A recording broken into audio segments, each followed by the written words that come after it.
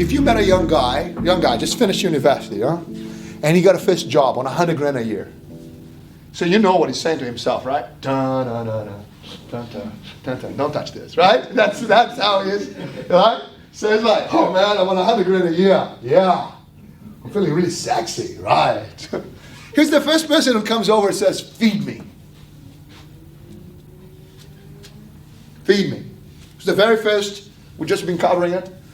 Taxman, boom. So immediately, he's on $74,000. When he got the job, they said, you're going to get $100,000. He believed it. He said, okay. Wasn't the case. Okay. Now, who's the next person who's going to come and say, feed me? It's the finance guy. Do you want a car? Do you want a credit card? See, most young men, they finish some education, right? And they go out to buy a car. Well, I got to pick up the girls, man. Right? And then they go like this. This car here, yeah, it's red. It goes fast. Right. It's only $89 a week. Make your mind on the monthly decisions. You understand? Like, make your mind on the weekly, monthly repayment. So most people buy a car, brand new car for $25,000. 5 years later, it's worth less than $5,000, and they paid $40,000 for it. So the finance guy says, hey, remember me? Remember all those commitments you made to the credit card company, the car company, the mortgage, and so on? Yeah. So you left between $40,000 and $30,000 to live your life. So cognitively, people really believe they own $100,000. But in reality, they're here. So how do they feel? How does most people feel about money? They feel like this. So inside of the hypnosis, what do I say to myself? I'm going to get a pay rise. Do you see it? Underneath it all is I got to buy, I got to educate my kids and buy a house. So if I get a pay rise, who else gets a pay rise? Finance people, just like drug dealers. Would you like some more? Do you want more credit? It's good. I like credit is good. It's when we are unaware and we take the credit. Do you understand? Thinking that it's when we take the credit. And it's good to have good drug dealers. Take the credit. Get rid of the credit. Does it make sense? So I don't want my communication to be skewed here, right? And this doesn't move much. And that's why most people's experience about money is traumatic. So let me nail it for you. It's because you have been indoctrinated to work for money. You never learned money work for you. It's a completely different game. You have been indoctrinated to work for money. Go and get an education so you can get a good job. And then buy a house, marry somebody, have kids. And then divorce that person and die. Excuse me? Yeah. Boring, huh? So I'm working for money. It's like, I'm so deflated right now. Not. When you work for money, now I want to say something really full on, all right? Here we go. I keep asking permission all the time. Money is an amplifier. So when you work for money, money is a very tough boss. Money has no head, has no heart, has no mind. When you work for money, you will cheat people, you will lie in order to get more money. When money works for you, it's a completely different game. Money's like a dog. Go into the marketplace and bring me a return. Now. And money knows who the boss is. Even if you're generous, and you get a lot of money, you get a lot of generosity.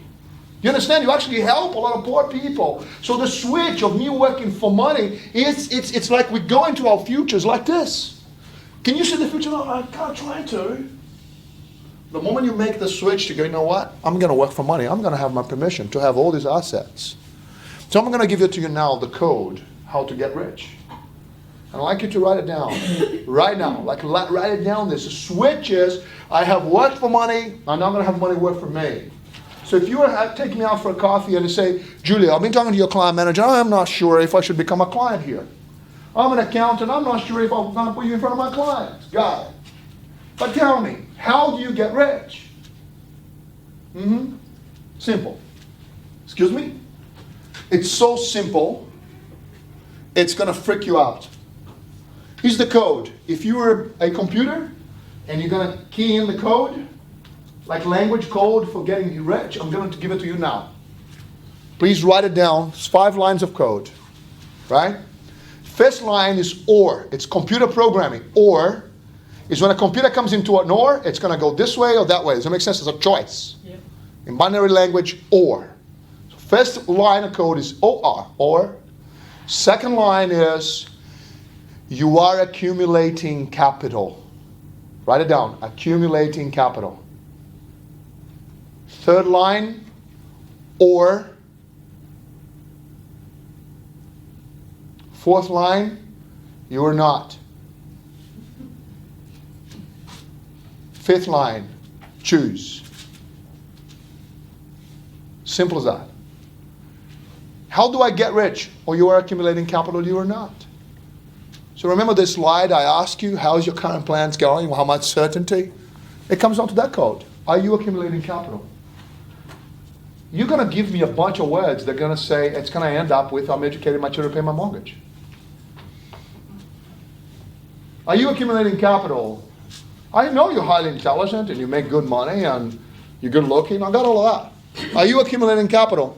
It's not in my scope. I don't think like that. I don't like you anymore. That's not, do you understand? It's tough to choose what we don't know. So you want to get rich? Yeah. Are you accumulating capital? Yes or no? Yes, I am. You're going to get rich. No, I'm not. Then you're not. No, it can't be this simple. Yes, it is. Let's do a quick exercise for you to know now how rich you have permission to be. Here's the deal. If inside of the hypnosis I'm going to work my butt off, educate my children, and then I'm going to buy a house, there you go, boom, what a house. I want you to imagine that you're already here. Your house is paid for. Got it? So if you're not there yet, you're going to get there. Got that? So we're just playing with the timeline now.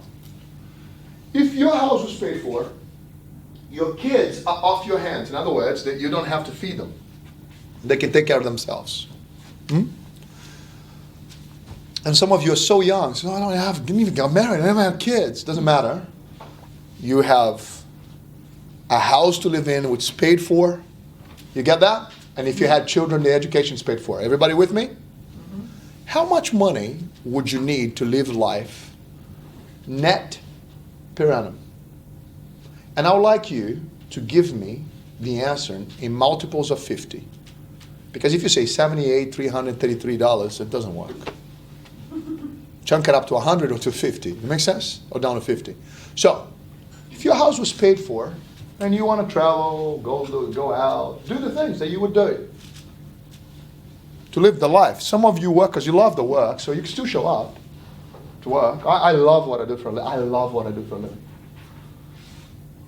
I love it. So, how much money would you need per annum? Like it's a straight answer. It'd be 50 grand, 100 grand, 200 grand, 300. There is actually no right or wrong. Do not judge it. First number that comes out, some people it's $500,000, some people it's $1 million. No problem at all. Okay? How much money do you need to have financially independent, great life? Please write it down.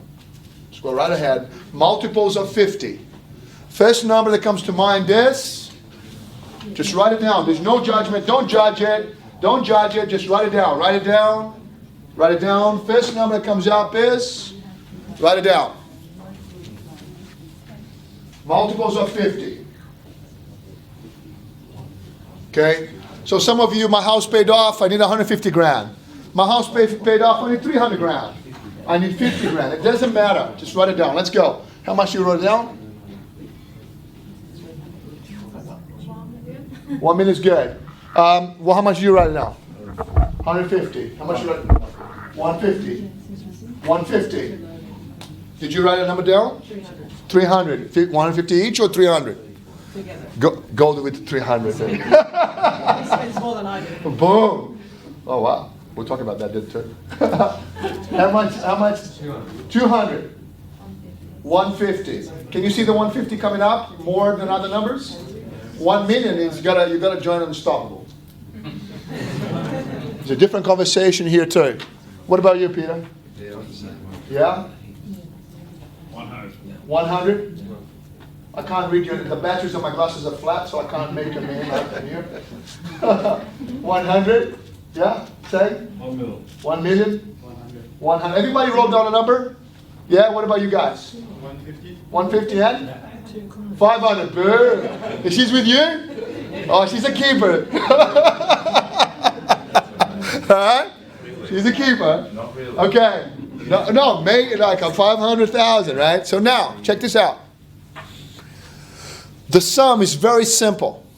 For every $50,000 you wrote down, and this is just being practical, you need $1 million worth of assets outside of your home. Now I'll explain to you why. Because if you had $1 million, if you finished your life, yeah, your house is paid for, and you have $1 million in the bank invested, you don't want that $1 million to be in risky investments, right? So we want it to be in investments that are not too high risk. So if I invested return to you 6.5%, 7%, and you took home net 5, that's the 50 grand. Make sense? That's 50 grand. So if you wrote 150, that's 3 million. So what we got to do, your strategy is pay your house off and accumulate 3 million. We're done. For the $1 million check, we got to have to 20 million.